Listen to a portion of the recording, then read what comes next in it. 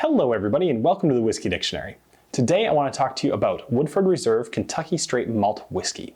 And about 7 months or so ago, I made a mistake. I was wrong. I predicted that Woodford Reserve would put out a barrel strength bourbon as their next core release. And literally that month, they proved me wrong.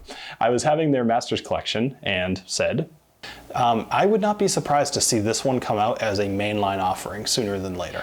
And as I said, couldn't have been more wrong. So they put out the malt whiskey in the exact same month. It couldn't have been days after I put out that video, but oh well. 7 months later, I decided to finally give it a review. And I was out actually earlier tonight, I was at Wegmans and I was looking for some stuff that I could review. And in particular, and I'll kind of cover this at the very, very end during the credits, there's a bet that I want to make with you guys. So watch till the end. But that being said, this is 90.4 proof, or what is that, 45.2? 45.2% ABV. And most importantly, it's 51% malted barley. It's also 47% corn and 2% rye. So this is going to have a weird flavor, especially for those of you that are used to the Distiller's Select, right? The regular bourbon that they have. Now, this is why it's weird. Malted barley is, mostly used in Scotch. And because of that, it's something we get used to for Scotch, not for bourbon. Plenty of bourbons, I'm sure, that use malted rye, but usually not this high.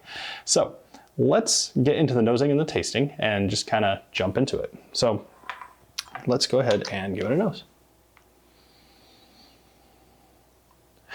So the nose on this is a very interesting nose. It's unlike most whiskeys that you're going to try. It's got a very heavy kind of scent to it. As far as the nose goes, if it were on the palate, I would say it was like viscous, right? So that's kind of what you're getting. Now, some of the more specific notes I'm getting are caramel. Okay, easy. But oddly enough, pine sap. So that kind of, in my mind, kind of hinted or led to that heaviness. And then, once again, oddly enough, it reminded me of the rind of a pineapple. So that's weird. And then there's some mint in there, which one just kind of all over the place here. And then a pretty strong smell of apricots as well. So I don't think this whiskey knows what the heck it's doing. Go home, whiskey, you're drunk. So anyway, all right, let's go ahead and give this a taste. So cheers.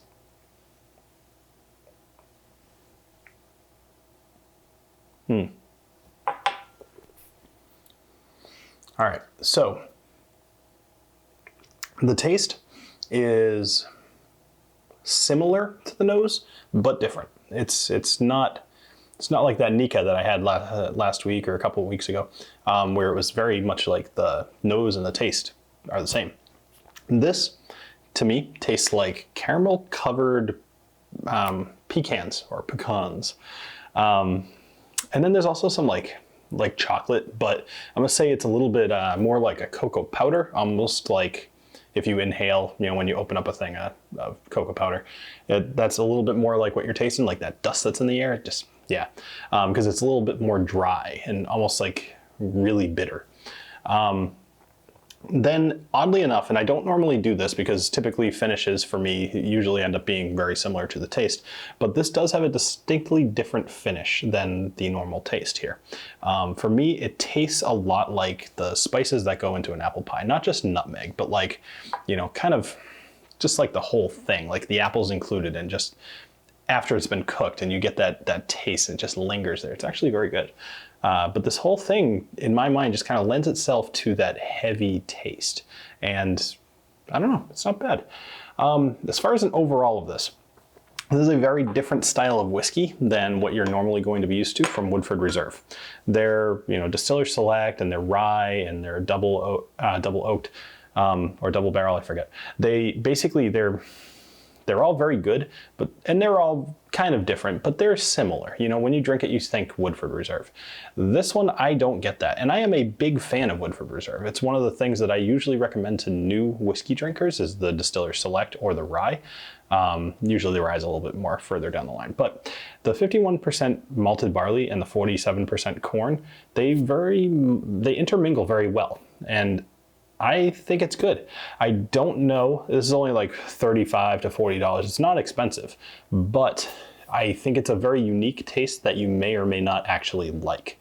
I personally think of the four, this is my least favorite. Actually, it's not even a contest, it's definitely my least favorite, but I really like the other three. So if you have the opportunity to try this, that would be my recommendation. If you don't, then either if you're feeling adventurous and want something totally different, that might be a good option for you. If not, I would recommend maybe just skipping this one. It's not bad. It's tough. Like, I almost don't want to give it that rating because I've told you to skip a lot of other stuff that was far, far worse. This is not bad. It's just not great. I don't know. Better things to spend your money on. Anyway, thank you for joining me here on this episode of the Whiskey Dictionary, and I'll see you next time. Cheers. So you're still here. Awesome. Well, I wanted to talk to you about a bet, and this bet is the Super Bowl, right? So I'm from Massachusetts. The Patriots are in the Super Bowl, and I am very excited. I am not a huge sports fan, but when it comes to football, especially the bigger games, of course I'm going to watch. I live in Massachusetts. I can't not be a fan of the Patriots. So here's the deal. Same bet that I made last year when I ended up having to drink J&B Rare because they lost. I will drink a just god-awful whiskey if they lose. However, if they win, and this recommendation came from one of my patrons, I thought it was fantastic because I actually wasn't going to do anything if they won. I was just gonna let that be a thing. But he suggested something I thought was pretty cool, and I'm gonna try to make this happen. If they win, or when they win, I am going to go to Gillette Stadium. I'm going to film kind of the whole thing. I'm going to go to Gillette Stadium, go to one of the bars there, order a dram, and just kind of have a toast to the Pats. So that is the bet. Here's where you come in. I need ideas of just god-awful whiskeys that are attainable, something that you could actually buy. I've had some really good suggestions on my Patreon page, but I want to open it up to everybody else to try to convince me not to go with what I've currently chosen as my terrible whiskey. All right, that's the bet. I have some new merch that I made as well. I am not ready to promote it quite yet because I haven't figured out. I want to, charge you guys as little for it as possible. But basically, it's something kind of small. It's not one of these, although these are great too, and there's still plenty of these left. If you want to know more about these, email me at thewhiskeydick@gmail.com. Anyway, but the other merch is going to be kind of fun and very inexpensive. So you just kind of want to have something.